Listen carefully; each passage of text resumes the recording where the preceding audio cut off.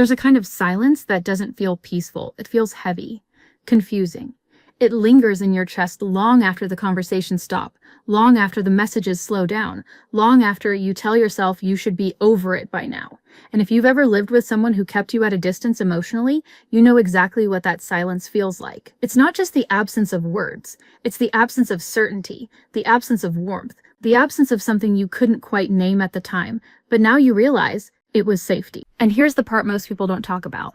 When you spend enough time in that kind of emotional environment, it doesn't just hurt you while you're in it, it changes you, quietly, gradually, almost invisibly. You start adapting in ways you don't even notice. You begin adjusting your expectations, your reactions, even your definition of love itself. What once felt confusing slowly becomes familiar. What once felt wrong starts to feel normal. So when you finally step out of that dynamic, when you're no longer dealing with the distance, the mixed signals, the emotional unavailability, you expect to feel free. You expect clarity. You expect relief. And maybe part of you does feel that, but another part of you feels something else entirely. Something you didn't expect. You feel off. You feel unsure. You feel like you've lost your emotional footing. Because the truth is, you didn't just experience a relationship, you experienced a pattern. And your mind and body learned that pattern so well that now, even in its absence, it continues to echo inside you. That's where this begins. Not with them, but with what stayed in you. At first, the damage doesn't show up in obvious ways. You're still functioning, you're still moving forward, you're still talking to people, maybe even trying again, but underneath that surface, something feels different. You notice that you hesitate before expressing how you feel. You second-guess your instincts. You replay conversations in your head, trying to figure out if you said too much or not enough. And the confusing part is, you don't always connect this back to what you went through. You might just think, this is how I am now. But it's not who you are, it's what you adapted to.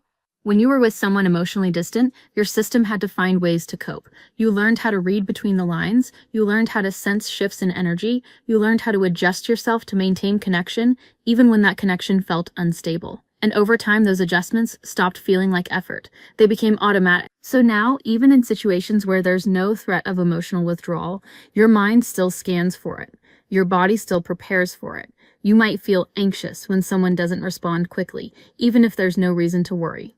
You might feel uneasy when things are going well, as if something is about to change, and you might not even realize why. This is where the science of it comes in. Because what you experienced wasn't just emotional, it was neurological. Your brain and nervous system adapted to an environment where connection was inconsistent. And in that kind of environment, your system learns to stay alert, to stay prepared, to anticipate disconnection before it happens. It's not a flaw, it's not weakness, it's conditioning. And one of the biggest shifts you'll start to notice is how your body reacts to closeness itself.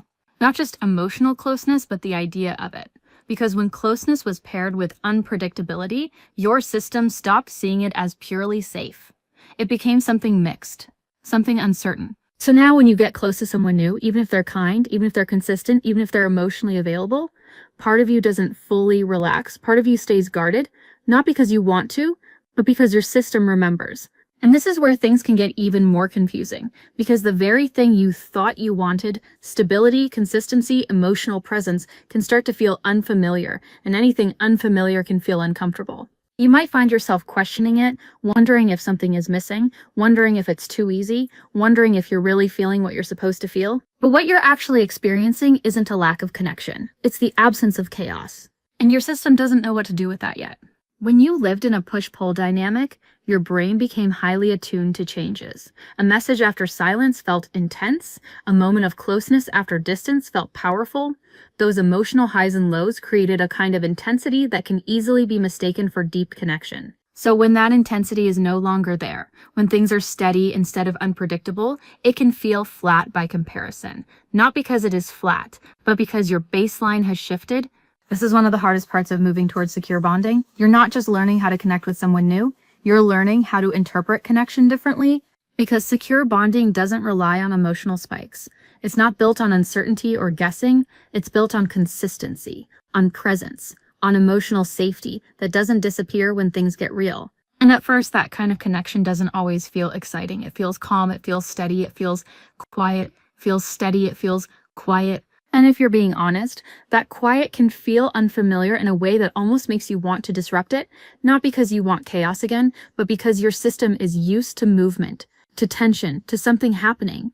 Sitting in stability requires a different kind of strength. It requires you to stay present without looking for signs of change. It requires you to trust what's in front of you, even when your past is telling you to be careful.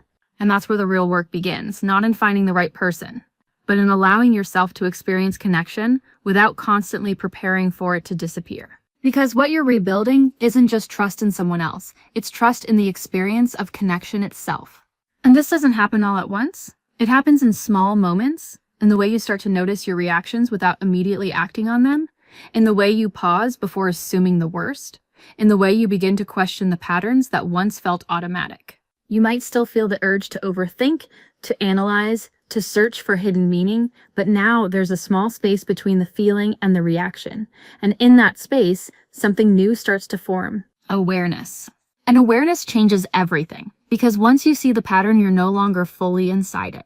You begin to recognize that the anxiety you feel isn't always about what's happening now, it's often about what happened before. You begin to separate the present from the past, and that separation gives you the ability to respond differently. Not perfectly, not instantly, but gradually. And as you continue to experience moments of safe, consistent connection, something shifts at a deeper level. Your nervous system begins to recalibrate. It starts to learn that closeness doesn't always lead to distance, that expression doesn't always lead to withdrawal, that being seen doesn't always lead to being left. This is the science of secure bonding. It's not just emotional growth, it's neurological change. Every time you experience connection without the old outcome, your brain updates its understanding of what's possible. Every time you stay present instead of pulling away or chasing, your system learns a new response. And over time, those new responses begin to feel more natural than the old ones. But this process requires patience, because you're not just changing behavior, you're changing conditioning that was built over time. There will be moments where the old patterns come back, moments where you feel triggered, where you want to retreat or reach out in ways that don't align with what you actually want. And in those moments, it's easy to feel like you haven't made progress. But progress isn't the absence of old patterns, it's the way you relate to them when they show up. Instead of being controlled by them, you start to observe them. Instead of acting on them immediately, you begin to question them. And that shift from reaction to awareness is where secure bonding starts to take root.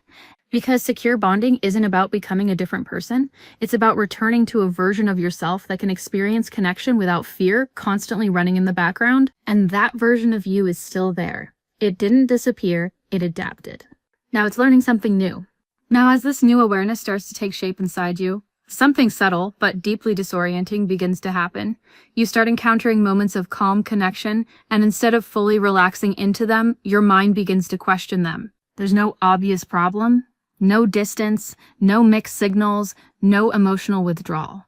And yet something inside you whispers, is this really it? That question doesn't come from clarity, it comes from contrast. Because when your system has been conditioned by inconsistency, calm doesn't immediately register as safety, it registers as unfamiliar.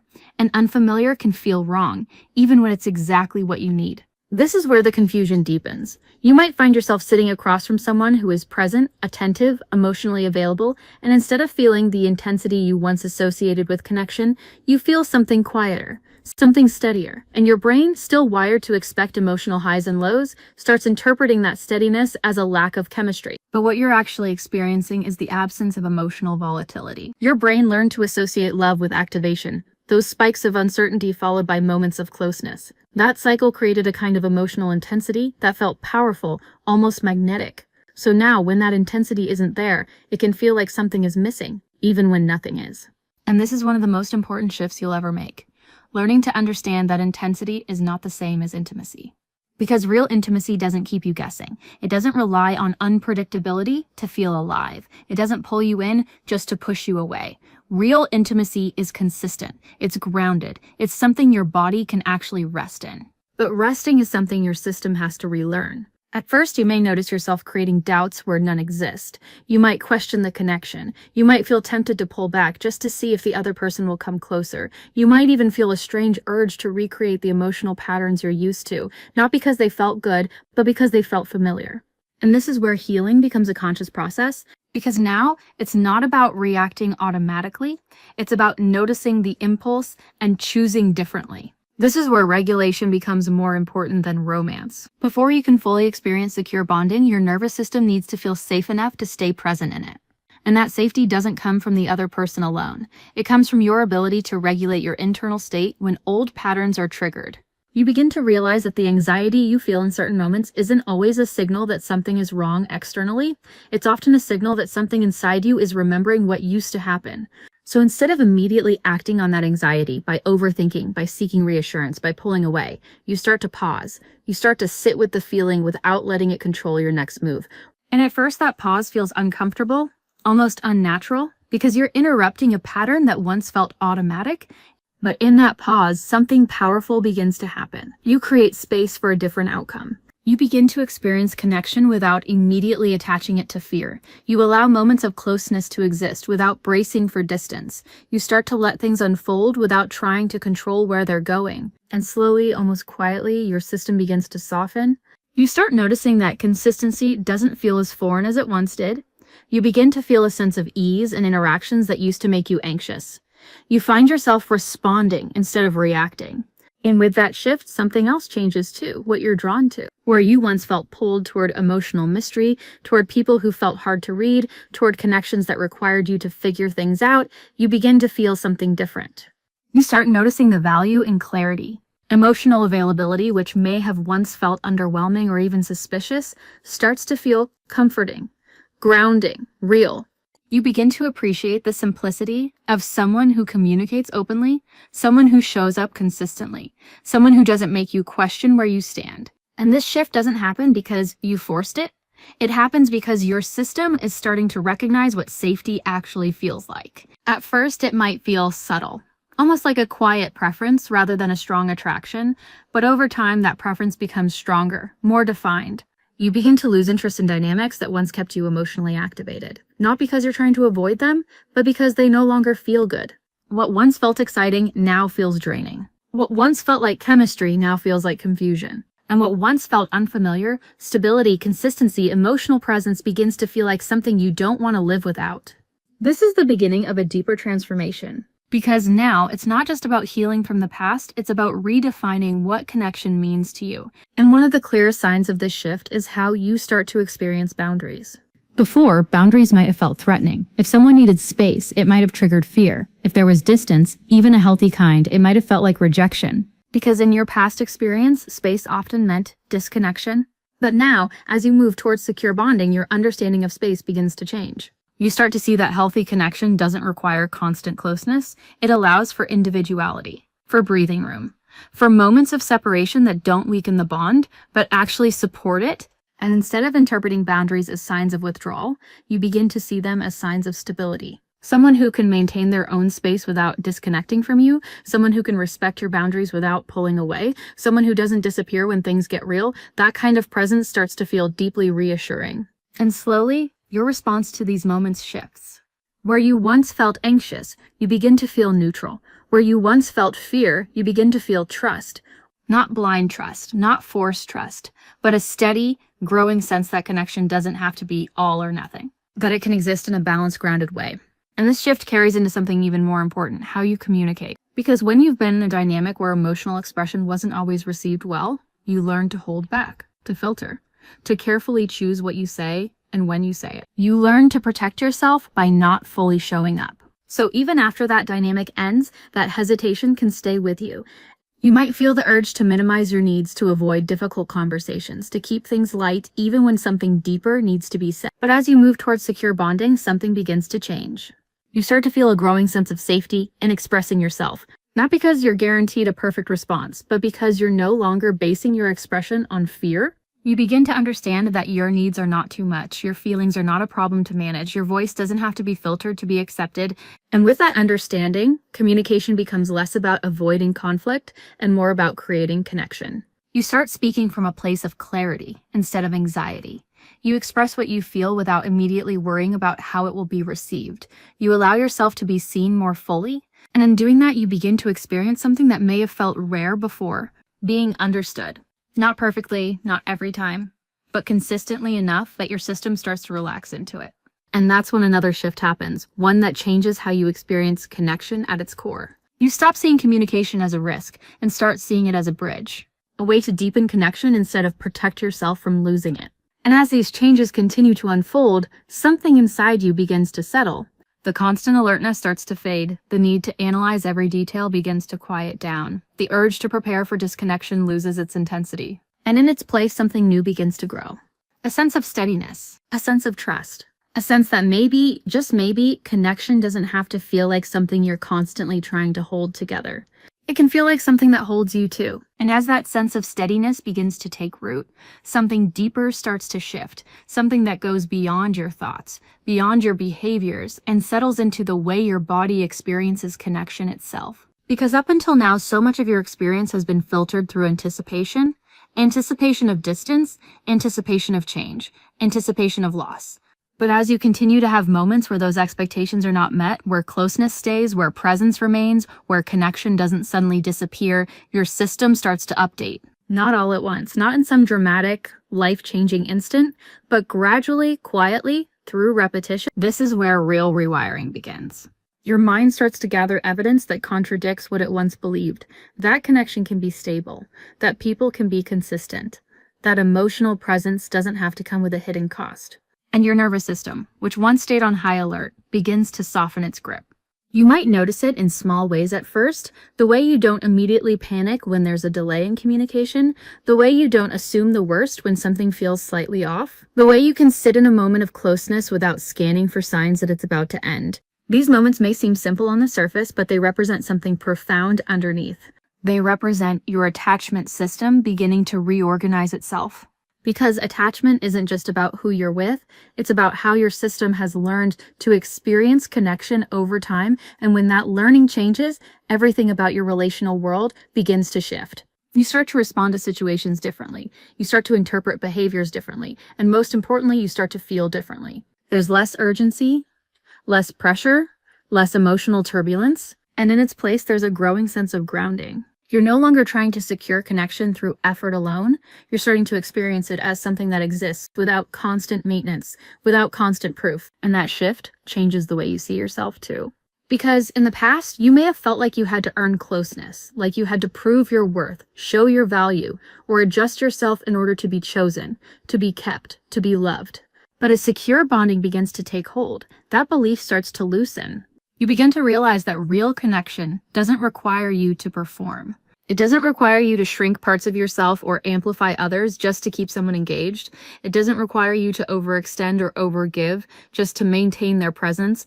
Instead, it meets you where you are. And being met like that changes something fundamental inside you. Because for the first time, you're not experiencing connection as something you have to chase or protect. You're experiencing it as something that includes you fully, without conditions constantly shifting beneath your feet. And that leads to another powerful shift. You begin to feel seen.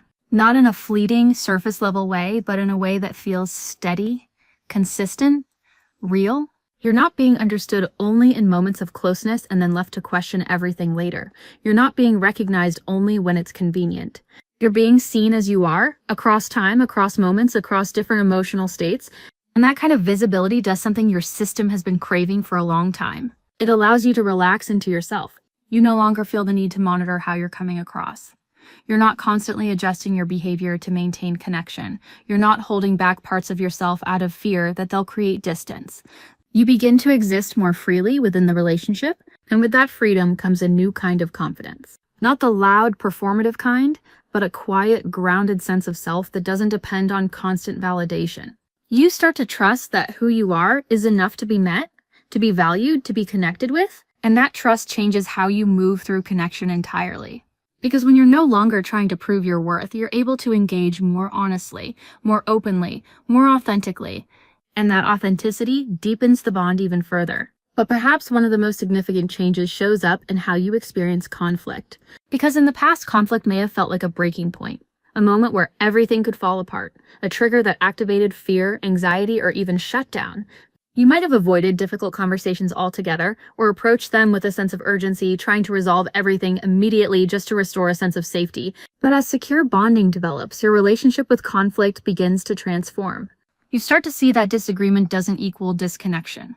That tension doesn't automatically lead to distance, that two people can experience friction and still remain connected through it. This realization doesn't come from theory, it comes from experience, from moments where conflict happens, and the connection stays, where difficult conversations don't end in withdrawal or silence, but in understanding, in repair, in continued presence.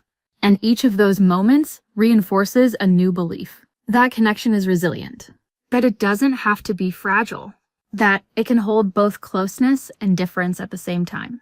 And as that belief strengthens, your response to conflict softens. You no longer approach it with the same level of fear. You don't feel the same need to control the outcome or avoid the discomfort. Instead, you begin to engage with it as part of the process, as something that can actually deepen connection when approached with openness and respect. And this shift brings a new level of emotional grounding. You're not thrown off balance by every change in tone or every moment of tension. You're able to stay present, to stay connected to yourself, even when things feel uncertain. And that presence allows you to respond rather than react, to listen without immediately defending, to express without immediately fearing the outcome, to stay engaged without shutting down or pulling away. And that kind of groundedness changes the entire dynamic of connection. Because now, you're not just participating in the relationship from a place of habit or conditioning, you're participating from a place of awareness. From a place where your actions are aligned with what you actually want, not just what you've been trained to expect. And that alignment creates something deeply powerful. Because for the first time, connection starts to feel like a choice. Not a need driven by fear of being alone. Not something you cling to because it fills a void. But something you actively choose to engage in, to invest in, to grow with it. And that shift from survival to choice is one of the clearest signs that secure bonding is taking hold. You're no longer looking for connection to complete you or stabilize you. You're bringing your own stability into the connection. And that changes everything. Because now you're not dependent on the relationship to regulate your emotions. You're able to regulate yourself and then share that regulated state with someone else. You're not seeking constant reassurance to feel secure. You're building security from within and allowing it to be reinforced through consistent, healthy interaction. And that internal shift creates a different kind of connection altogether. One that feels less like something you're trying to maintain and more like something that naturally grows. And as this continues, something else becomes clear. The past begins to lose its hold on you. Not because you've forgotten, not because it didn't matter, but because it no longer defines how you experience the present. The patterns that once felt automatic begin to fade. The triggers that once felt overwhelming begin to soften. The fears that once felt constant begin to quiet. And in their place, there's a growing sense of clarity. A sense that you're no longer living inside what happened. You've learned from it. You've adapted beyond it. And now you're building something different. Something that isn't based on uncertainty or emotional distance, but on presence, on consistency, on a kind of connection that doesn't leave you questioning where you stand. And as that realization settles in, you begin to see just how far you've come, not just in who you're connecting with, but in how you're able to connect it all. And as you begin to truly see how far you've come, there's a quiet realization that settles in, a realization that doesn't arrive with intensity or overwhelm, but with clarity. Connection no longer feels like something fragile in your hands. It no longer feels like something you have to constantly monitor, fix, or hold together through effort alone.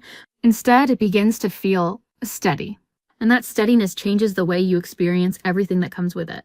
Because now, when conflict arises, and it will, you don't immediately feel that rush of panic in your chest. You don't feel like everything is about to collapse. You don't feel like one wrong word could create distance that never comes back. Instead, you feel something else. You feel space. Space to listen, space to respond, space to stay present without losing yourself in the moment. You begin to understand on a deeper level that disagreement is not the end of connection.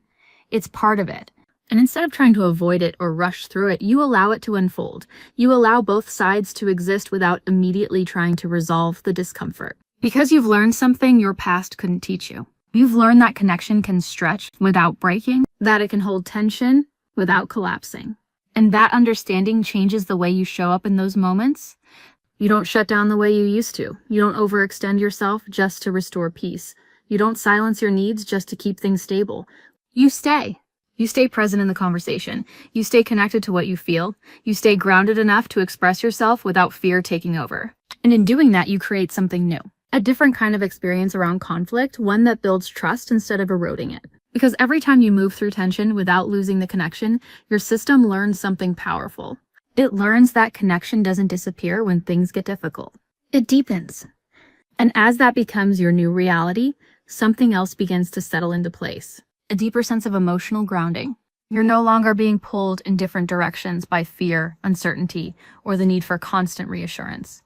You're not reacting to every shift in energy. You're not trying to predict what might go wrong. You're present.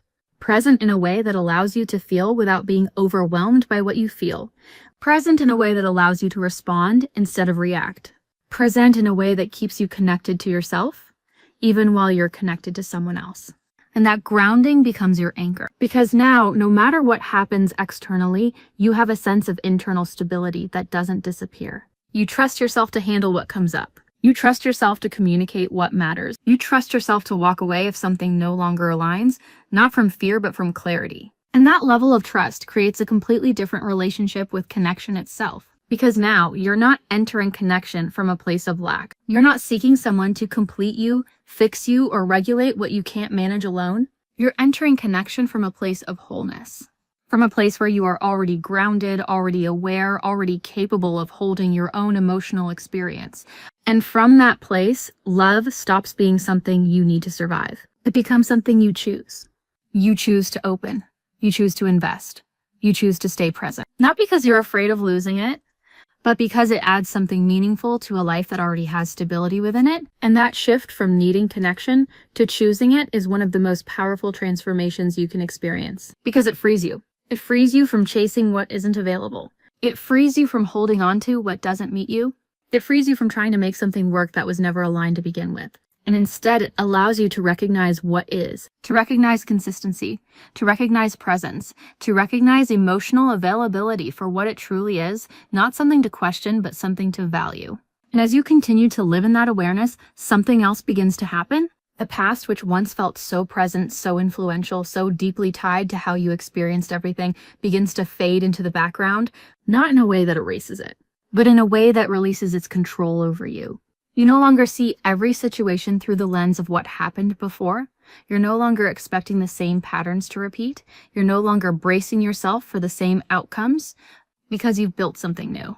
Not just externally, but internally. You've created a different baseline, a different way of relating to connection, a different understanding of what love feels like.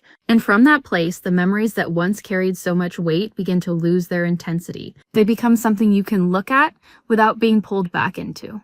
Something you can understand without reliving. Something that shaped you but no longer defines you. And that freedom creates space. Space for something new to fully exist. Space for connection to feel different. Space for love to feel the way it was always meant to feel. Not confusing, not unstable, not something you have to decode, but something you can rest in. Something that doesn't require constant questioning. Something that feels clear. And that clarity might feel unfamiliar at first because you spent so long trying to make sense of things that didn't make sense. But over time, that clarity becomes your new normal. You begin to recognize that love doesn't have to feel like a puzzle. It doesn't have to feel like something you're constantly trying to figure out. It doesn't have to come with mixed signals, emotional distance, or uncertainty about where you stand. Real secure love feels different. It feels calm. It feels steady. It feels like something your system doesn't have to fight to hold on to.